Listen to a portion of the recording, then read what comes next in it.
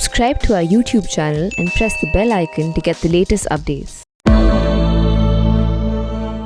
I'm with Dr. Baburam Bhattarai, the former Prime Minister of Nepal and now a leader of the Janata Samajwadi Party, and Rakesh Sood, a former India's ambassador to Nepal, a keen observer of the political events that are always giving us something or the other to think about in Nepal. Gentlemen, welcome to The Print. Thank you. Thank you. So today we are talking about the political crisis in Nepal. Prime Minister KP Oli has dissolved the House yet again for the second time in 6 months, and elections have been called in November. Dr. Bhattarai, your first comments on the situation in Nepal. You, along with former Prime Minister Sher Bahadur Deuba of the Nepali Congress and several other MPs across the political spectrum, have now gone to the Supreme Court. But tell me, what are your first views on the situation in Nepal right now? Yeah, thank you, Jyotiji, for organizing this very timely meeting. I am very pleased to meet with our friends in Delhi.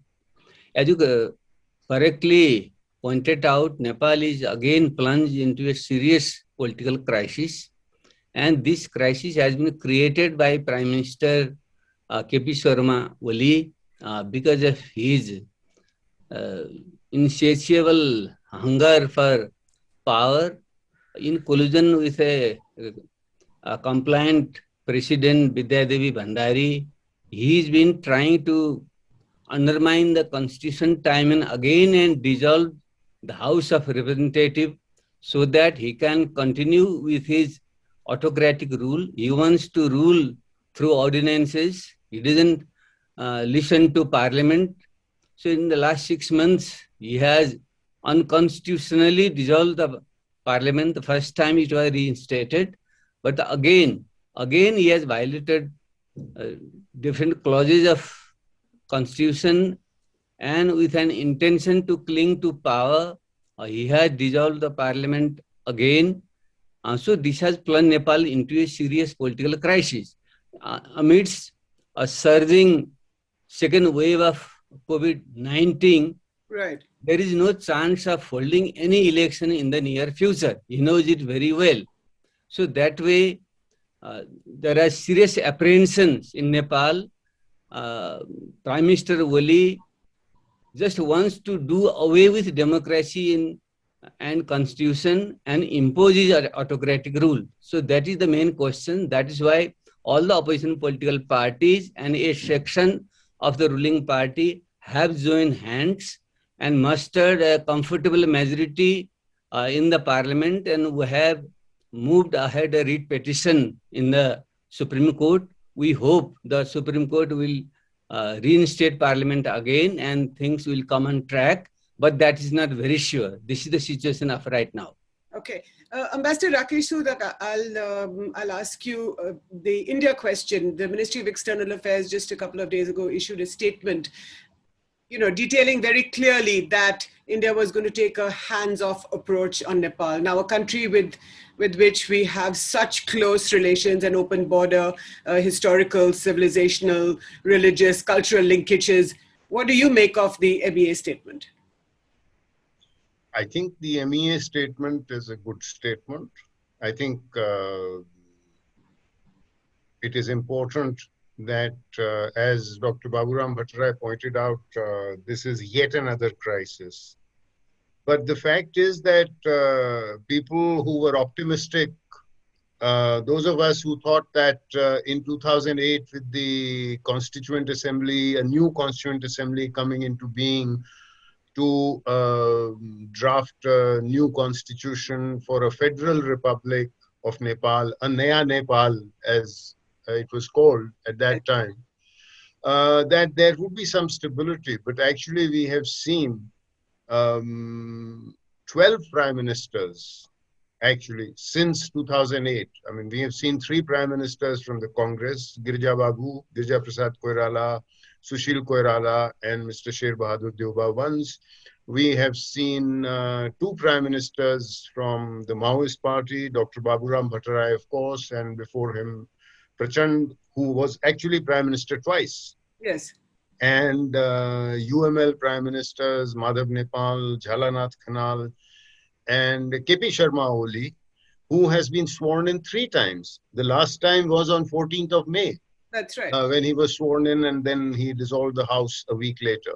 So do you think the hands-off approach that the MEA is talking about would No. So I think what we need to understand is that it is for the first time that we are seeing that at least India is not being blamed for this political crisis. Otherwise, it has often been a tendency on one party or the other to blame India for the political crisis. This time, at least we are not being blamed, and whatever role we play, we have no intention of showing our cards. As simple as that. No, what does that mean? Are you saying that you are playing a role or you're not playing a role? Well, I'm not in government. No, I know that, but you're a former ambassador. You keep in touch with what's happening in Nepal. I'm right on Nepal.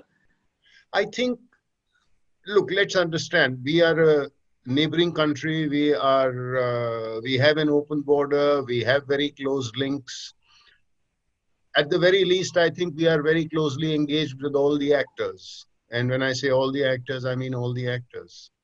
Okay. So, but, it is as important, if we are playing a role, then it is equally important that there are no fingerprints. And it's simple as that. Sorry, I didn't understand. What does that mean, that there are no fingerprints? That there are no fingerprints. What does that mean? That means that if you're playing a role, it is behind the scenes. It's simple as that. Dr. Bhattarai, can I ask you to pick up on that? Rakesh Sood's point is that if India is playing a role, and whether or not India is playing a role, it's a good thing that it's not come out in front and that everything that is happening is behind the scenes. What would you say? Now, what Ambassador Sood says is mostly correct, but partly incorrect. He has hinted very well. He, being a diplomat, is very good at using his languages. But I'm being a politician and a Gandhian, a Marxist turned into a Gandhian. I have a slightly differing views on this. Okay. Though the main culprit are within Nepal, and major blame goes to Prime Minister Oli and President Bhandari for creating this crisis. Mm-hmm. And part of the blame goes to the political leaders who have their very proportionate ego, which can never be satisfied, all the time aspiring for the chair of prime ministership. That is also partly to be blamed. But our good neighbor India also gets dragged into such crisis all the time. But this time, as Ambassador Sood has hinted, the footprints are not seen. So everything is going behind the curtain. But a person like me, who is publicly pleading for a closer India-Nepal cooperation for the good of the people of South Asia, for that I have been publicly advocating, let Nepal respect the genuine security concern of India behind the south of the Himalayas. Okay. And let India respect the genuine sovereign aspirations of Nepal and the developmental needs of Nepal. Okay. If there is a trade-off between the two countries, we can have very stable relations. So being a good friend of and well-wisher of India and Indian people and pleading for a closer India-Nepal relation, I must dare to say the truth. Things were not that good as they appear on the surface. Mm-hmm. Though we have created our own problem, we Nepalese should take major share of the blame, but our friends in India, especially the Indian establishment, also is not playing a good role to improve the relations which are demanded now. But do you, This is my observation. but Dr. Bhattarai, are you saying that the Indians should be more clear about what Prime Minister Oli is doing? No, I'm not saying. I've always been pleading. We have had a very peculiar type of relations since the British days. Okay. We have good relations in the surface, but there is always a simmering discontent underneath. Mm-hmm. So Nepalese always suspect India doesn't respect our sovereignty, and India also always suspects with all the goods, with all the support India has given to Nepal, Nepalese people and leaders cannot be trusted with genuine their security concern. This has been going on for decades. I Okay. think this is the time now we should discard it. So India, instead of indulging into what they call in Nepal, interfering in small matters, they should more be focused on broader policy issues and not indulge in micromanagement. On the Nepalese side, we should stop using that anti-Indian nationalist card, which the Nepalese rulers since the time of King Mahendra have been using. Mm. So I've been openly advocating this is not doing any good for Nepal. So Okay. we should try to develop good relations with India. Forget about the past. As a Maoist revolutionary, I've also used a very harsh word against India. But for about a decade, more than a decade, now I have been openly pleading at the risk of being blamed as being too friendly with India. So I have been putting forward these views because for the good of both countries, we need to now reimagine the relations between our two countries and change it for the better. This has been my position, and I hope our friends in India also realize it. And instead of indulging in micromanagement or playing games behind the screen, we should talk openly. Okay. On all the issues, including the border issue, including the economic issues, including the security issues, and including the other issues. This is my position, and I would like to convey very clearly to our friends in India, in Delhi.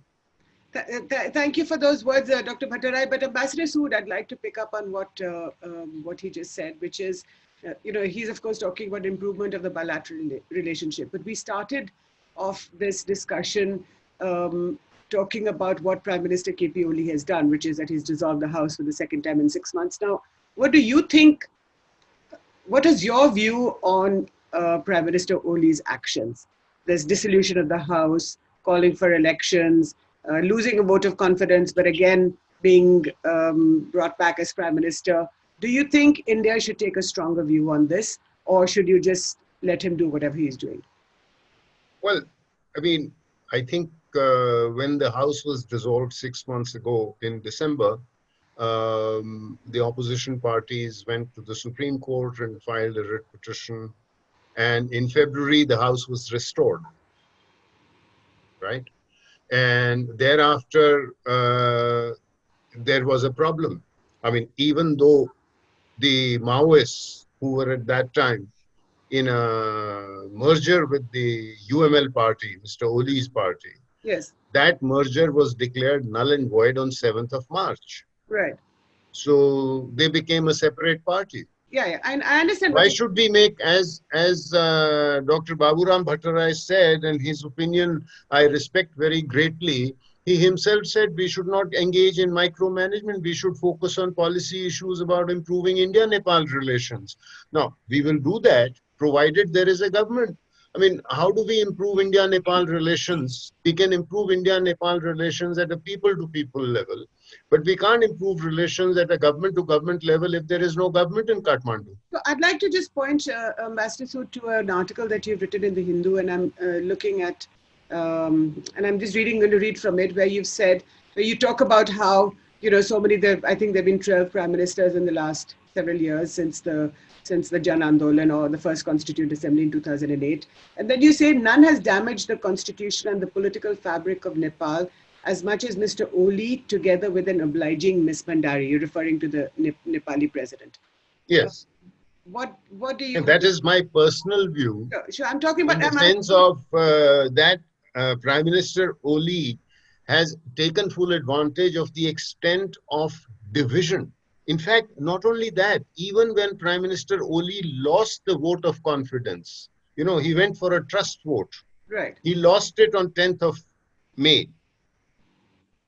And then the opposition was given 3 days to come up with an alternate, and they failed to come up with an alternate. Sure. Which is why he was sworn in again on 14th of May. No, but why do you feel that he's damaged the constitution?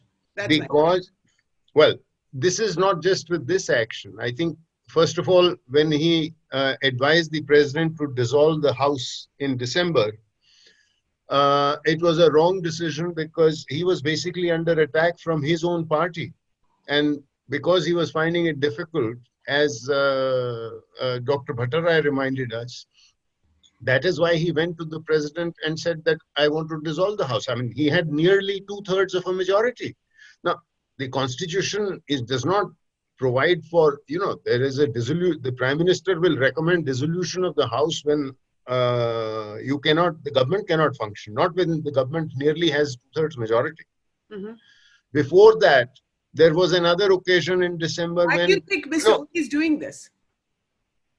Well, I mean, I think there I will accept what Dr. Bhattarai says. I think he is perhaps finding it difficult to work with. He's trying to be somewhat authoritarian in his approach and finding it difficult to work in a democratic framework provided by the Constitution. In fact, he passed an ordinance amending the Constitutional Council.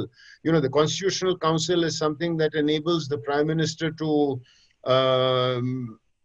take with the leader of the opposition and the speaker and the chief justice to make appointments to the constitutional bodies like the election commission and so on.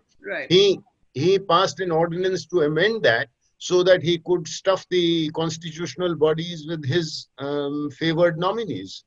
Before that, last year in April, more than a year ago, he passed an ordinance about trying to make it easier to split political parties. Fortunately, there was a hue and cry against it, and the ordinance was then withdrawn within 10 days. Right. So he has again and again taken recourse to ordinances, as Dr. Bhattarai pointed out, which reflects a somewhat authoritarian approach. And, the president has not questioned when he is obviously the ordinance is issued by the president. Yes. But the president has not questioned the need for an ordinance at these times. Now, perhaps Article 66(2) of the Constitution should be seen in that context, where the president works at the advice of the Prime Minister and has little leeway.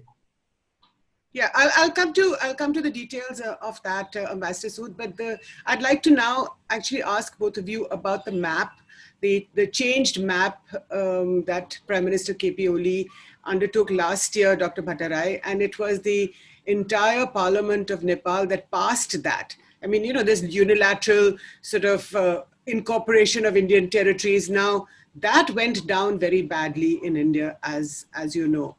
So instead of there being some discussion or something, but it was Prime Minister KP Oli at the time that pushed this, unilateral sort of cartographic changes in the Nepalese map that was passed by Parliament. How did that happen? No, I wouldn't like to go into the details of this issue. It's a very sensitive issue. As you know, for every sovereign country, the boundary issue is very sensitive. So my consistent public posture has been, these are the problems left behind by the British days. When we had a Sugauli Treaty in 1886-85. But right, the fact is that India and Nepal have been talking about the Kalapani issue for more than 20 years. And for Prime Minister Oli to unilaterally do something like this. So let me make my point. Why the Kalapani issue came, was there is a history behind it. In the 1516 Sugauli Treaty, the Kali River, which is called the Mahakali River in Nepal, Yes. is said to be the boundary between the two countries. But Right. it was never demarcated what is the course of the Kali River. You see, Yes. so that way there has Not been. demarcated. Yes. So yes. that is where the problem lies. So this could be settled down through negotiation, but both sides failed in that, in my understanding. So Yeah. whatever has happened, but still it can be resolved through political dialogue. This is my understanding. But it has to go through a due constitutional and political process. Mhm. So in my understanding, what Ms. Sood hinted and what I do know through my close monitoring of the activities going on behind the screen is because of that map issue, which has been incorporated in the constitution, there is a wide apprehension in Nepal that India is in a mission, or it won't mind even if this constitution is dissolved. Only then this bound issue can be resolved. This is the perception. I'm not saying, I'm not blaming anybody. This is the wide perception in Nepal. Perception is that. Let's say that again. That the perception in Because of this inclusion of this map in the constitution of Nepal, yes. Delhi establishment is not very happy with this constitution. Even if this fails, they won't be very unhappy about it. And Mr. Oli was not very happy with the constitution from the very beginning, with his autocratic bent. So many of the fundamental rights, directive principles of the constitutional and the inclusive character of the constitutional are not to his liking. So he wants to do away with the constitution. So people are suspecting there could be a tacit understanding between Oli and New Delhi to do away with the constitution altogether. My argument is, let's not throw the baby with the bathwater. The boundary issue, the Kalapani, this Lipu Lake issue can be resolved through political dialogue. For that, you don't have to scrap the constitution. From within the constitution, we can find the solution. The boundary issue between India and Bangladesh was found within their constitution. When people can exchange territories, why not? But that's why I've been pleading there should be a national consensus in Nepal should deal with such issues. And India, our friends in India should also understand we shouldn't play with the hard-won constitution of Nepal, though it is deficit on many issues. I've always been saying this constitution is not to the liking of the Madheshis, Janjatis, and a more democratic person like me. But still, this constitution can't be scratched away. You see, this is the hard-won constitution made by the owned by the Nepalese people through their long struggle. So let's not throw this baby with the bathwater, and both sides, Indian side and the Nepalese side, sit down and talk over the boundary issue. It can be resolved. For that, you don't have to try to play games with an autocratic person like Mr. Oli. Okay. On the surface, people see both India and Indian establishment and Mr. Oli are not in the same side. But people are suspecting there has been some sort of a tacit understanding between New Delhi and Oli to do away with the democracy and constitution in Nepal so that all these issues can be resolved in a new way later on. I think this will be very dangerous. So let's not do away with the democracy and constitution. Right. Ambassador Sood, what do you make of this? This so-called tacit understanding between... Look, I mean, I don't go by these conspiracy theories, and that is why I said that India will take a hands-off approach. And that is exactly what the government statement has been. Now, if that is going to lead to conspiracy theories, then so be it. But this is precisely the issue. As far as India is concerned, it is a constitution that, as Dr. Bhattarai said, belongs to the people of Nepal, is owned by the people of Nepal. If the constitution is to be amended, it is to be done by the people of Nepal and with their consent. And if it is to be changed, but do you think, or, see, no, Ambassador Sood, the point is that after the Jan Andolan of 2006, you know really well that India played I think I have been there during... One second, let me finish. That India played a big role in bringing all the Nepali parties and groups together, whether it was the Nepali Congress, the Maoists, people from all factions, all shades of opinion, brought them together under the 12-point action plan, and there was a constituent assembly that was formed. Now, if the question is right now, Dr. Bhattarai's question is that there is a perception in Nepal. He's not saying that this is what is happening. The perception is that there is a tacit understanding between Prime Minister Oli and the Indian government that you're using the map as a lever or as a wedge to do away with. I think this is an absolutely, let me just cut you short here, because I don't think otherwise I'll have enough time. And let me just make it very clear that if this perception is to be is being generated in Nepal, then it is a disastrous perception, and the responsibility for this perception should not lie with people who want better India-Nepal relations. It is the first time I'm hearing something like this, and I find this extremely disturbing. I think that Nepalese people that I know have a lot of self-respect, and I do not think that it is for India to tell them what to do with their constitution. Dr. Baburam Bhattarai was there as Prime Minister when I was there towards the end of my tenure, and I think he would agree with me that while we helped bring together the political parties in terms of in 2005, 2006, thereafter, once the Constituent Assembly came into being, we did not advise even once. We did not send a constitutional expert in the 7 years that it took till 2015 when the constitution was adopted. We did not send even once a single constitutional expert to advise the Constituent Assembly, even though there were many requests to that effect. Mm-hmm. There were Europeans who recommended things, there were Americans, there were NGOs, think tanks, etc. We took a hands-off approach, saying that Nepalese people are smart enough, are intelligent enough, and know their own country and will develop a constitution that suits them. Yeah. So I think that it is not for, if we could take a back seat for 7 years and not get involved in rendering any suggestions or advice in constitution drafting, why would we want to do that? Okay, so last question to the both of you. Ambassador Sood, the question on the map, which Dr. Bhattarai answered, but I didn't ask you. What do you make of the map that was changed by the Nepalese Parliament last year, which Prime Minister KP Oli pushed? And, you know, he had comments about India's national emblem, the Ashok Chakra, and he said, I don't know whether this is Satyamev Jayate or Singhamev Jayate. What do you make of that?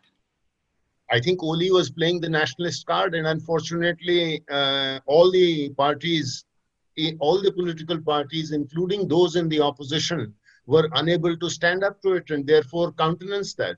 So today, it is a part of the constitution. I'm sure the Indian authorities... How has it gone down in India? How do you think India has... Obviously, it has gone down negatively because now I think it is extremely difficult if if the foreign secretaries are going to meet and talk, on what basis are foreign secretaries going to meet and talk about constitutional amendments?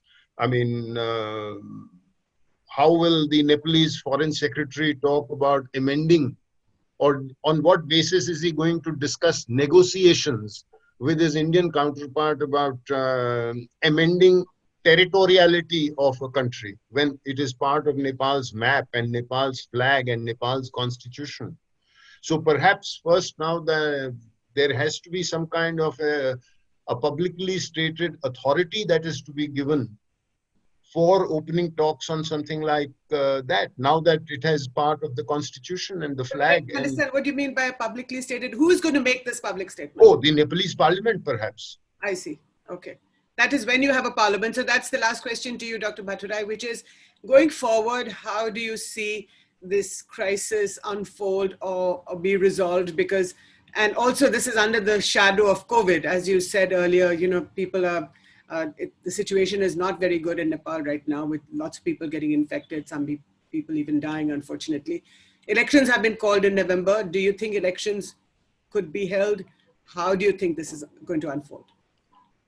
No, as I hinted you earlier, since the COVID is surging very menacingly, Yes. and Mr. Oli and President Bhandari are not very happy with the democratic constitutional setup in Nepal, there is a wide perception and worry that election may not happen and ultimately the constitution and democracy may derail. So first thing is we should save this constitution. So and for that we have to restore the parliament. So since the case is now in the Supreme Court, I hope the Supreme Court will reinstate the parliament. That should be the first step. Second step, we can have a national unity government, and that will talk and negotiate with India on all the boundary and other issues. Only a national unity government can do that. This way, this problem of boundary issue and others with India can be resolved. And internally, since Nepal has to focus on containing COVID-19 and economic adverse consequences brought by it, so we'll need time and we'll need a national effort to fulfill this goal. So in the next few months, Yes. we are heading towards a very dangerous crisis. Yeah. So we should all play a role to arrest this crisis, save democracy in Constitution Nepal, and try to mend whatever strains are there in India and Nepal relations for the better of the two countries. This is my fond hope and appeal to our friends in India and my friends in Kathmandu. Right. Thank you, Dr. Bhattarai, for your views, and Ambassador Rakesh Sood. I think both of you have spoken frankly. Dr. Bhattarai, your understanding that there is a perception in Nepal that there may be a tacit understanding between the Indian government and Prime Minister Oli to perhaps shelve this hard-won constitution. Ambassador Rakesh Sood dismissing this as a conspiracy theory, and nevertheless pointing out that perhaps there is an authoritarian side to Prime Minister KP Oli, the fact that he's dissolved the House twice in 6 months and ignored the vote of confidence in the House. But thank you both so much for your time. Dr. Baburam Bhattarai, you're speaking to me from Kathmandu in Nepal, and Ambassador Rakesh Sood right here in Gurgaon. Thanks again. Thank you. Thank you, sir. Thank you.